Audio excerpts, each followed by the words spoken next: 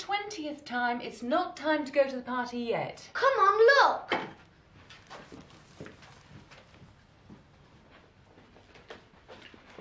You know, the party starts at 2 o'clock and it's still only... Oh, gosh! You're right, it's after 1. I could have sworn it was earlier. Come on, Mum.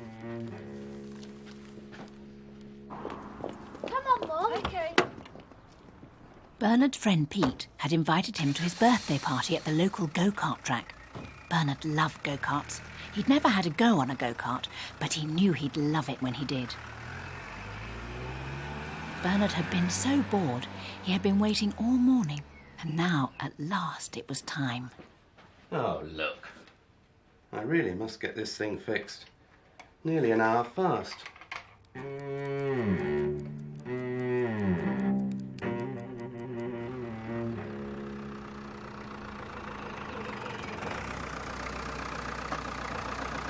Bye, Mum.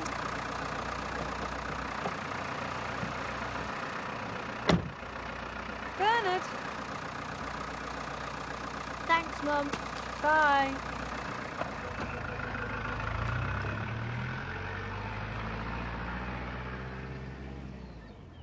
Bye, Mum! But when Bernard finally got there, something was clearly very wrong.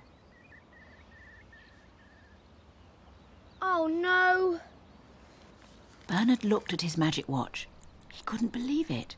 It was 10 to 1, not 2. He was a whole hour early for the party. He'd been waiting all day, and now he still had ages more to wait. Who could be so stupid as to get the time wrong and come to a party a whole hour early? Hello. Hi, Bernard. You here for Pete's party? Come on, then. It was Dylan, Bernard's friend from school. He'd also got the time wrong and come to the party a whole hour early. Start for an hour yet. What? Oh, no. Oh, yes. Boring, isn't it? Well, at least now they could be bored together. Hey, Dylan. Let's go over there. If we're going to be bored, we might as well be bored in a park. Yeah.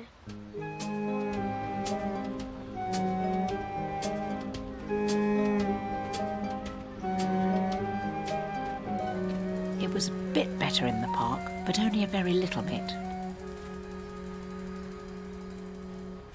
Bernard told Dylan about a film he saw where this boy gets his head stuck in some railings, just like these. And tries to get back, but his ears were in the way. Useless film, really. Totally unbelievable. I mean, how could anyone be so stupid as to get their head stuck through railings like these? I'm stuck. Dylan, I'm stuck. Dylan.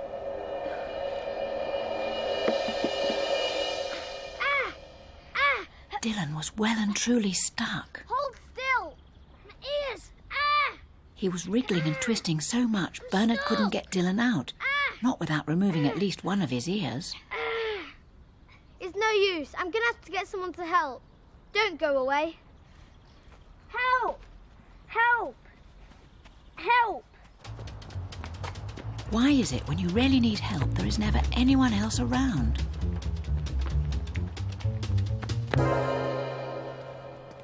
Hey! Excuse me! Hello? Excuse me, can you... Wait! Wait!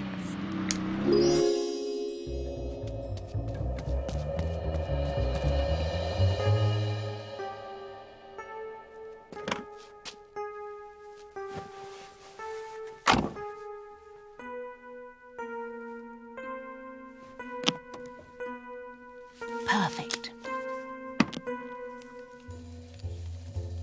Bernard wrote a little note explaining everything. He even remembered there was a big red van on the road right where Dylan was stuck.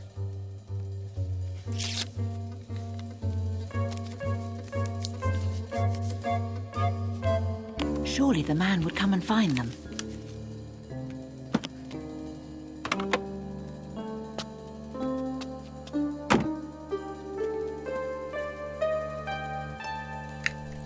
But as the car went past, Bernard saw his note flutter away. Oh, no. Now what? The phone box. Now he remembered what happened in that film he saw. Someone called the fire brigade.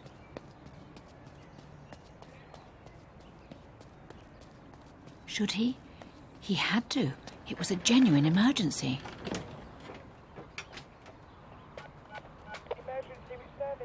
The fire brigade were on their way. Bernard felt pretty pleased with himself. He'd even remembered to tell them to look for the red van so that they'd find Dylan more quickly. But then, disaster. Bernard couldn't believe it. The red van was still there, but Dylan was gone. And the fire service were racing to the rescue. Dylan! Dylan! What could he do? He was in real trouble. They were going to be really cross to find out they'd been called out for nothing. Then he had an idea. It was brilliant. He wouldn't get told off. The fireman would get him out easily, and then he could just go to the party. Now, all he had to do was wait. Bernard's neck was beginning to ache. Thank goodness the fireman would be here any minute now. There you are. I thought I'd never find you. It was the man from the car. It's the weirdest thing. I found a strange note on the floor of my car. Nearly just ignored it, but then I thought I'd better just check. And here you are. Come on, let's get you out. No, I'm fine actually. You really shouldn't bother. Don't be silly. Let me just get a good pull. No, not really. I'm actually quite happy like this. Bernard tried to explain that he was actually quite happy where he was, that the man really shouldn't bother, but... So you shouldn't bother to... Oh, great. Thanks. Oh, no! There was nothing else for it. He'd just have to go to the fireman and explain there had been a mistake and hope they didn't get too angry. Thanks for your help. I'm sorry. I really have to go now. My pleasure. No problem. No problem at all. No problem. Bernard was in such a rush that he didn't even notice that the man's foot was stuck.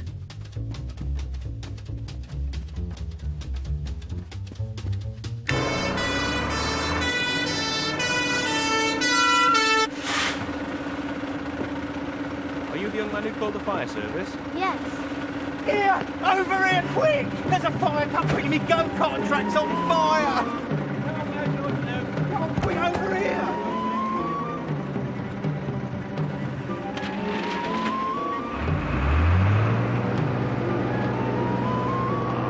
I'll make myself a bit of lunch, please. Mr. Dixon, the chief mechanic, told them how he'd been distracted while he was making his lunch by a man knocking on his door, asking if he'd seen any small boys with their heads stuck in the railings. His toast had got stuck in the toaster and he'd forgotten all about it. The toast had burnt and set fire to the curtains. Now his whole office was on fire. And there's 20 gallons of petrol right next to the shed!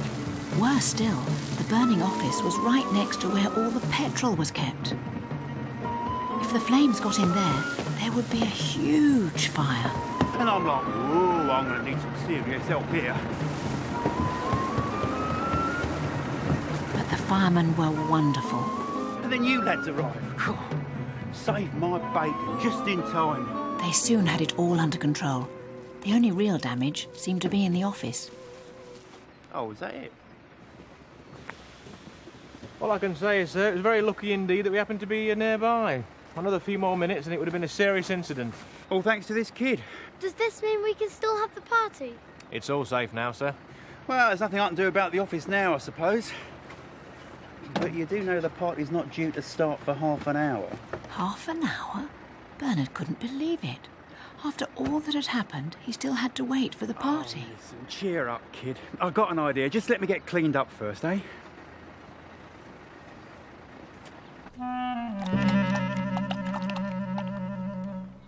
Bernard waited while Mr. Dixon cleaned the grease off his hands with a tub of green, gooey stuff. Then he told Bernard what his idea was. Right. To say thanks, I'm going to give you a half hour free on the carts and extra special expert masterclass lessons in driving, steering and race tactics. By the time I've finished, you're going to be a champion driver. Yeah, brilliant. Bernard was so happy. He was just about to start his first ever go on a go-kart. So, do you remember what I told you? Ready? OK, just wait and I'll count you down. When he suddenly remembered something he'd forgotten. Pete's present. Where had he left it? Oh no, he'd have to go and find it. It would take ages, and by then it would be time for the party, and he'd miss his free lesson. OK. 5, 4, 3, 2... This is where a magic watch comes in really useful. He must have left the present at the railings where Dylan got stuck.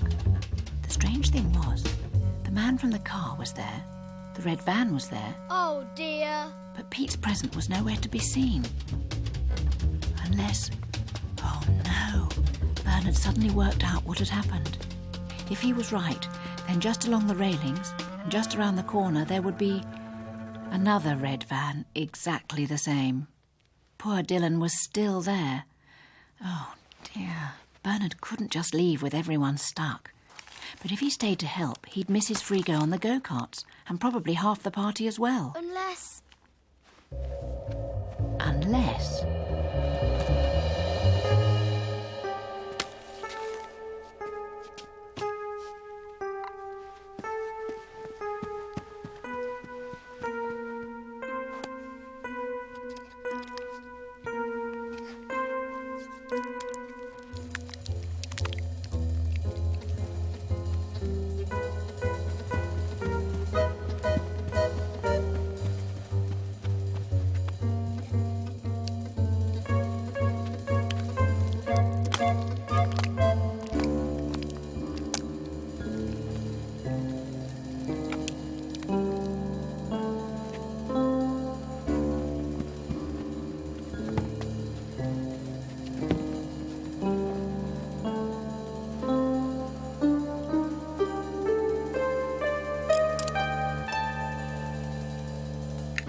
One, go!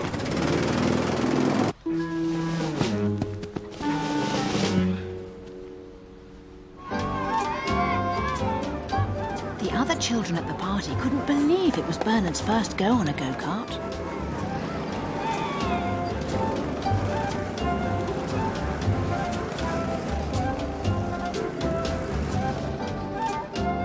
Mind you, he didn't let them know that he had just had half an hour of special expert masterclass lessons in driving, steering and race tactics.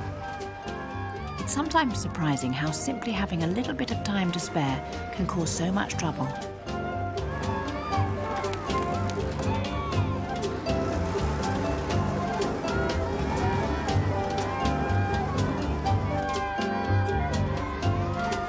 But for Bernard Beasley, it meant that he became the champion go-kart driver of the day, simply by trying to save time at the same time as losing time, all the time he was passing time.